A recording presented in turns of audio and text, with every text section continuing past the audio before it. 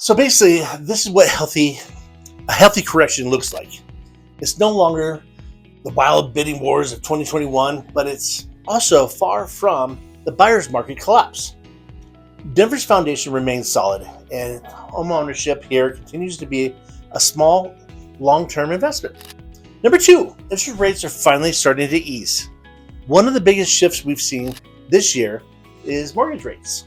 After hitting multiple decade highs, rates are finally starting to come down, giving both buyers and sellers a much needed break. More home owners who were rate locked, meaning they didn't want to give up their ultra low 3 or 4% loans, are finally starting to list their homes. That's brought a little more inventory back to the market, which has been great news for buyers. For buyers, even a small drop in rate can make a big difference in affordability. For example, 1% decrease in your mortgage rate could lower your monthly payment by several $100s, depending on your loan size, of course. Now, it's important to be realistic. We're not going back to 2.5 or 3% mortgage rates anytime soon, or forever. I just don't see it happening, but those were historic lows that aren't coming back in the near future at all. But compared to the peak of 23, today's rates are far more manageable, and the long-term trend looks positive heading into 26. The key takeaway is this: if you find the right home that fits your budget and needs, it's better to buy now and refinance later, rather than waiting for the perfect rate that may never come. Number three, cost of living is up, but so are opportunities. Yes, the cost of living in Denver has risen. That's true. But you know what? Context matters. Housing, groceries, everyday expenses have all climbed since the pandemic, and many people relocating from out of state have contributed to this increased demand. However, Denver's economy has also grown stronger in response.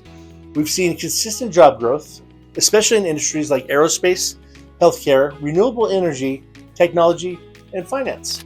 What's important is that wages in many of these fields have grown alongside the living costs. Denver remains one of the top job markets in the country for professionals in their 20s and 30s and 40s. These people they want strong career options without the sky-high expenses of living in like San Fran, New York, or Los Angeles. And thanks to the remote and hybrid work trend, many people still choose in Denver because they can enjoy a high-quality lifestyle while working for companies based anywhere in the country. So yes, it's more expensive than it was a few years ago, but the opportunities and the lifestyle still make it worth it. Number four, lifestyle, livability keep Denver at the top. This is where Denver continues to shine. Even with the cost increases, people still are moving out here because of quality of life. You get more than 300 days of sunshine a year, incredible mountain views, endless outdoor activities, skiing, snowboarding, hiking, biking, paddleboarding, or just walking the trails around Wash Park or Sloan's Lake. The opportunities, honestly, are everywhere. Lifestyles here are active, social, and balanced. The city neighborhoods are thriving. Rhino has grown into an artistic and cultural hotspot. Cherry Creek continues to attract high-end retail and dining, and areas like Central Park and the Highlands remain family favorites. Beyond that, Denver's food and craft beer scene have exploded. There are new restaurants, breweries, and entertainment venues opening up all the time, making the city feel alive year-round. And because Denver is still relatively compact, you get that perfect balance of big city amenities with a small town sense of community. It's easy to see why so many people are choosing to stay here, even as prices rise. Number five, the long-term outlook for Denver remains strong. Finally, let's talk about the bigger picture here. Denver's real estate market is built on solid foundations.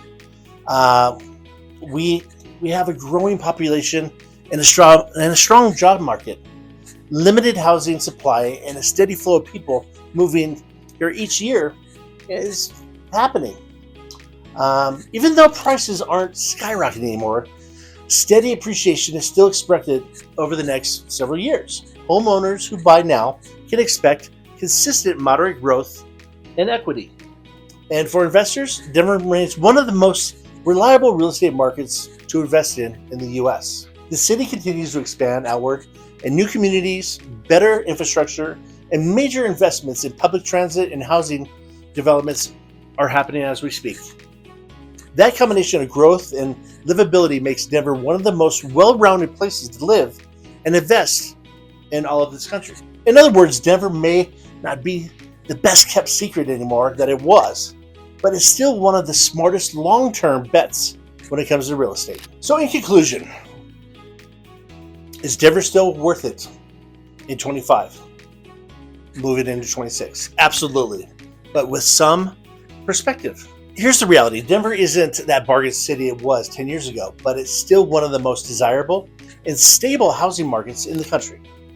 Prices have leveled off, rates are easing, and the city continues to offer lifestyle and an economy that's hard to beat. If you're thinking about buying, selling, or relocating here, the key is to go in with a plan, understanding your budget, your goals, your timing, and work with someone who knows this market inside and out. Me. Thanks for watching, and if you found this video helpful, be sure to like, subscribe, and reach out with any questions about living or investing in Denver. My name is Closset. I'm with Coldwell Realty, right here in the heart of Denver, Colorado, and I'm always here to help. Thank you for watching my videos, and I'll see you on the next one.